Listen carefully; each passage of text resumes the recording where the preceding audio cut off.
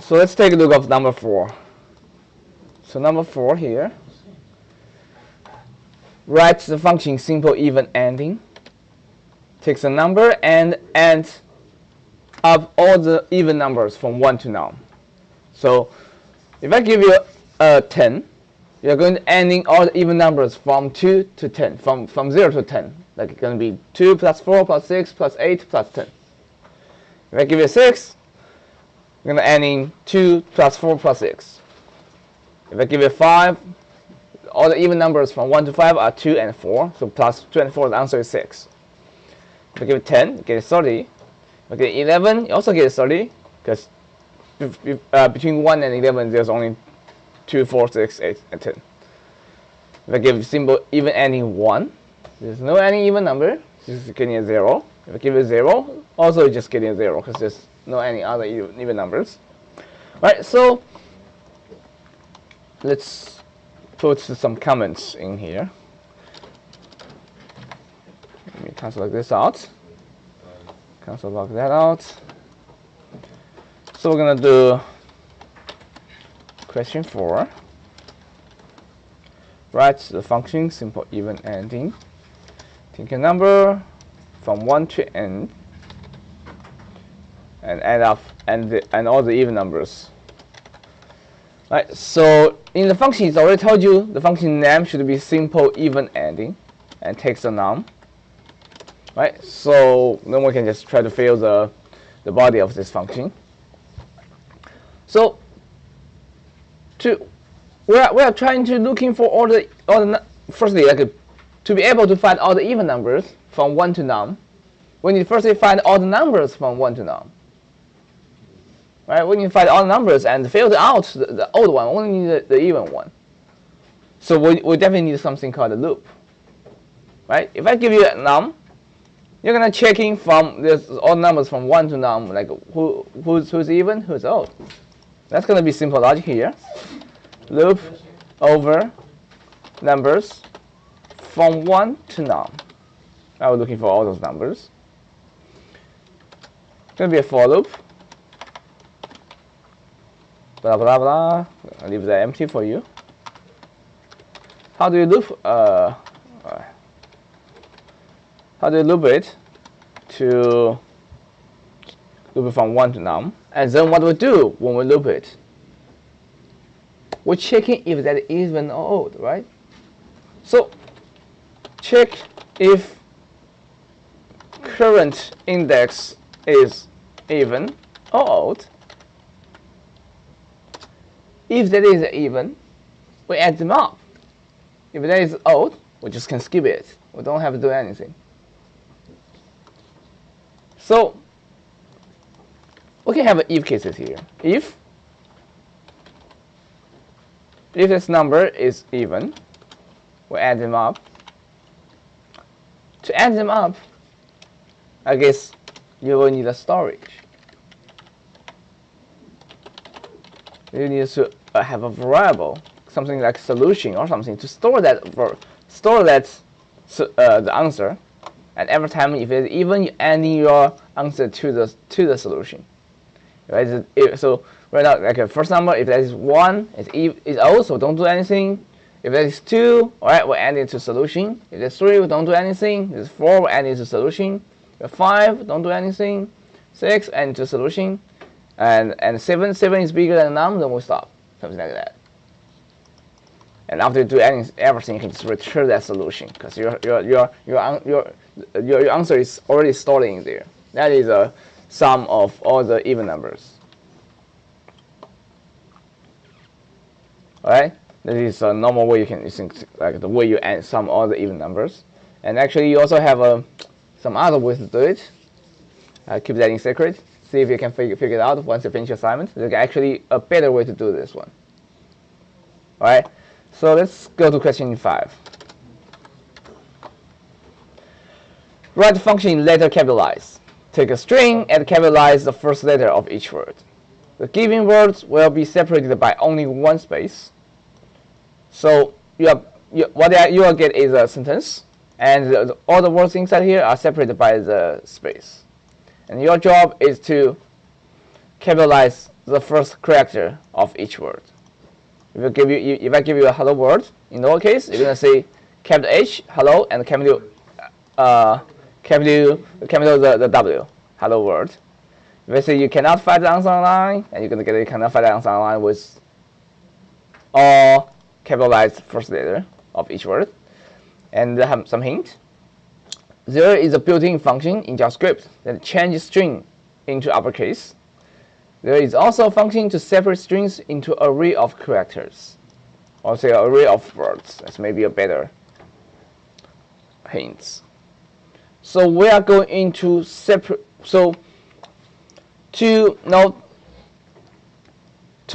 capital those first characters of each word, when you first find each word, how do we separate them into each word? Right? Like for example, if I get a hello word and you separate it into hello and word, two stuff, and then I can capitalize the first character of first word and capital the first character of the second word. If I have the long sentence, also we're gonna separate that into different smaller strings. I'm looking for the first string and capital the first character, looking for the second string, capital the second character, looking for the third string, capital the first character. I'm going to separate them, the long string, into smaller ones. And the way we separate them, we can separate by the space between them, right? Once I say space, I know this is the first word, and after before the second space, that is second word. Before the third space, that is the third word. So every space is just can be a separator to separate a different word. All right. So there's actually a built-in function in JavaScript can help you to do that. I can tell you the answer for that. So if I have a hello word, to separate that into smaller words, you can actually using split. Oh. Split takes a character. If you say split based on an empty space, you will get you will separate the whole string based on the empty space. The stuff on the before the empty space is going to be the first item, and the stuff after the empty space is going to be the second item. So you're getting an array of two items, array of two strings. If you make the string longer, for example, hello world, this is M symbol. It's going to be hello word. This is M symbol. It depends on because I'm telling it I want to separate it based on based on a space. So it's going to use space to separate them. Also, if I want to separate it by something else, I can say separate it with a comma. So there is only one comma. So it's going to be hello world. This is M symbol. Two things. So you can separate it with based on anything. Like for example, I want to separate it with based on this. So the thing before this going to be the first word. The thing after this going to be the second word. So in this case, we would only need to separate it based on the empty space, right? Like if I give you a hello word, you can get a hello and a word. If you got a very long sentence, I just separate it into you cannot find the answer online. So then you get an array of stuff. With an array of stuff, how do you get in each one item from it? We did many times, like in the Udacity class, right? You can use kind of loops for each, or map, any kind of like functions. You can get it one item at once to get it out, and then you may want to capitalize the first character. To capitalize the first character, again, we already know we have something called to uppercase. To transfer it to uppercase. So, for example, if you get a word called hello, you call hello dot to uppercase, and this is a function. It's going to transfer that into uppercase, but that's going to transfer everything into uppercase. We only need one. So again, you need to separate it again. You can separate the first character and the rest of characters. Well, that's actually not that hard. So if you do a hello here, if you get a hello, you can treat it as a string. You can call the character inside it. For example, I can say hello with a square bracket 0. It's going to give you the first character. Square bracket 1 going to give you the second character. And 2 will give the third one. Our job is just getting the first one, getting the H, no matter what word it is that, getting the first one, and do a 2 uppercase. Oops, what? Parentheses. Then you're getting a H, capitalized H. But you still need the ELLO here. You still need to combine the whole word. So you're gonna using the. Also, you need to getting the rest part of it. To getting the rest part of it, it will be hello. Let me quotation marks. Hello. The slice. The slice allows you to, not split, slice allows you to get in part of the word. If you just do slice 1, it will start from this character until the rest of it. If you do slice 2, it will start from the second index 2, to the rest of it. You can also get in the middle part of it, see slice 1 and 2, or slice 1 and 3 is getting the middle part. What we need here is just slice 1, because I need the rest part of this word, L, and plus the H. So we can do, remember how we do get H? The way we get H is hello 0 and 2 uppercase, getting us H. And hello.slice 1 give us a rest part. If we just plus them together, that is the word I'm looking for. Hello 0 to uppercase plus hello the slice 1. That is a hello with the first character capitalized. Alright, so in this function we actually need to do a few things. Let's start doing that. So question number 5.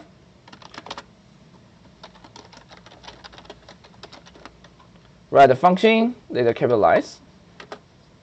It takes a string and capitalize the first letter of each word. And it already told you that the word can only separate it by only one space. So the function name, later capitalize. So function, later capitalize, takes the string that we want to capitalize.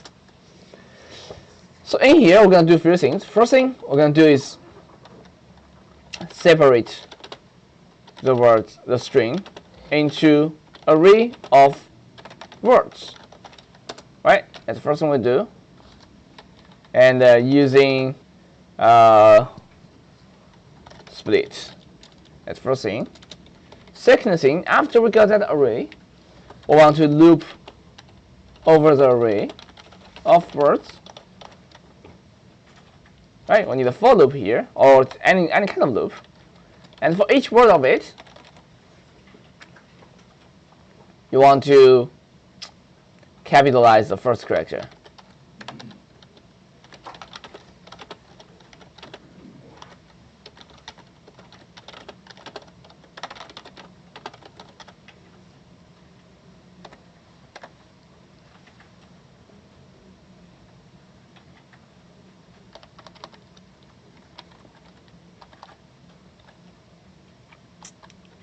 Right, so capitalize each word, hello 0, or it can be any word. Right, so 0 index to uppercase and then plus the rest of it. Right, so basically you need to do two things, three things. Separate it into an array, loop over it. In the loop, you're going to capitalize each character of it and construct a new string here. To construct a new string, you may need a storage, store the answer, and then return it out. That is question number 5. Thank you. Question number 6. You may haven't started this yet. Write a function, simple reverse string. Take a string and return the string in reverse order. So if you get a hello, either will return OLLEH. If you get a iLab code, it's going to reverse all the characters inside it. Well, this one basically, if you just search answer online, it's going to be a lot, because that's like something like a reverse string in JavaScript. You can find there's a bunch of different solutions, but you need to understand how they are working. Right? Take a look of those solutions and looking for the ways you prefer. Right? Reverse string with built-in functions. Reverse a string with something for loop. Reverse string with recursion. There's a lot of ways to do it. I mean, there's many websites. Every site can introduce maybe different ways. I leave this to you to take a look. How can you reverse a string inside it? I think we also did something similar inside the Udacity course. I think that one was asking you to reverse an array. Well, we already know how to transfer a string into an array, right? You can use split. When you do split, for example, if you do hello, the split, if you split with an empty string, no space, it will transfer that into a single character array. You can reverse that array and transfer it back to a string. And you also know some function in the Udacity to how to transfer that into back. The function called join, and there are functions like just simple plus them together, or we also have two string. There's many ways you can transfer that back from array to string. Search it online, how to transfer array into string. Actually, the many questions you hear, you can find the answer online. Not going to be exactly the same, but it will give you the hints you need to get in the correct answer. All right. Number 7, write the function findDiff. It takes an array of numbers as a parameter and then returns the difference between the maximum number and the minimum number. Right. So this one, you will need to looking for the biggest number in this array and the smallest number in the array, and find the biggest one to subtract the minimum one. findDiff, you're looking for the maximum one, the biggest one, 20 inside this array, and also going to looking for the smallest one, which is 1 in the array. And then when you do the subtract, it's going to give you a 19. So for number 7, you need to do two things. Question number 7.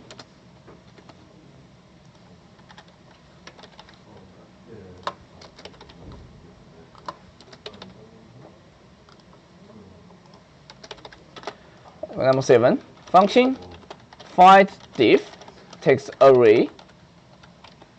Right? So you can do two things: find minimum and maximum in array, and then use max minus min.